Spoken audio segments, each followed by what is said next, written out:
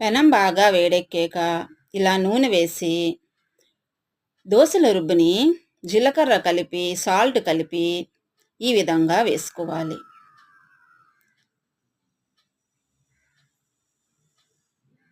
ఆపై chilli powder ఈ విధంగా వేసుకొని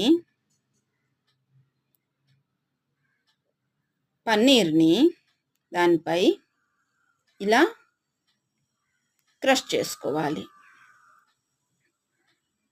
దోశ చుట్టూ పడేలా చూసుకోవాలి బాగా.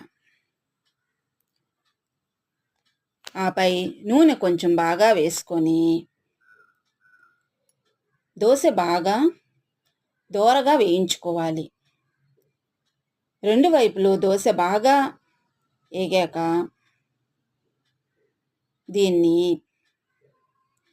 టమాటా సాస్తో సర్వ్ చేసుకొని తింటే చాలా బాగుంటుంది. దీంట్లో యూజ్ చేసే చిల్లీ పౌడరు ఎలా చేయాలంటే ఎండుమిర్చి కొంచెం, పెప్పర్ కొంచెం వేయించుకొని మిక్సీ పట్టి దీనిపై జల్లుకోవచ్చు. చూసారా? ఈ విధంగా బాగా వేయించుకొని టమాటా సాస్తో తింటే చాలా క్రంచీగా, చాలా టేస్ట్గా ఉంటుంది. తప్పకుండా ట్రై చేయండి, చాలా బాగుంటుంది.